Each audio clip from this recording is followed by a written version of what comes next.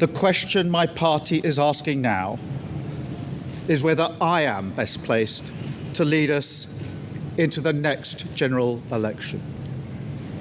I have heard the answer of my parliamentary party to that question, and I accept that answer with good grace.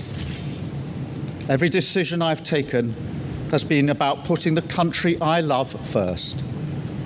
That is why I will resign as leader of the Labour Party.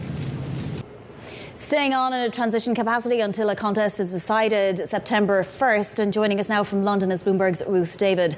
No reaction in gilts, Ruth, and a very small reaction in the pound. You could argue that markets were anticipating this.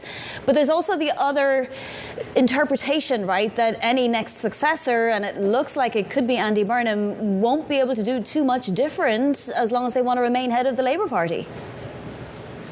All eyes on the King of the North, right? And what a stunning reversal for Keir Starmer, who in 2024 came to power with such a strong majority for the Labour Party.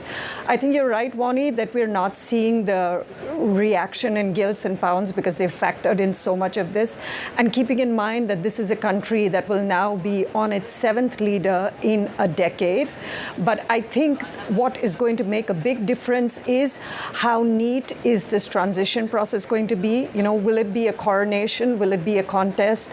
There's been talk in the UK about West Streeting potentially posing a leadership challenge, but does he have the 81 MPs that are needed to actually do so?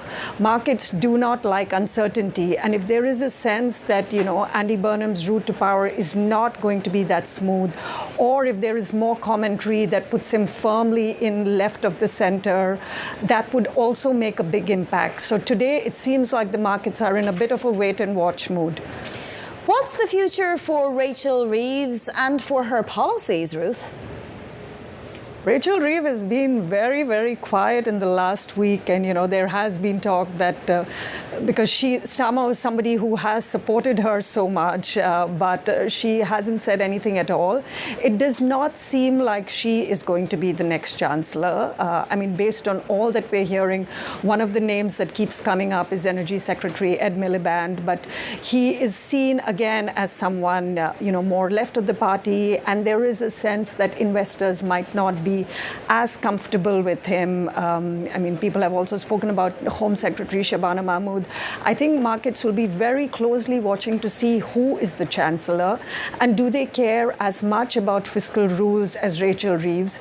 Because despite what Reeves did in terms of the national insurance, in terms of the wealth tax, there was a sense among investors that they liked her because she kept saying that she's going to stick to the UK's fiscal rules. And this is at a time when the UK's cost of servicing its debt is at the highest it's been in 6 years. So there is a lot of fiscal and inflationary pressure that is going to constrain whoever comes into that position of the chancellor, which is going to be very, very closely watched.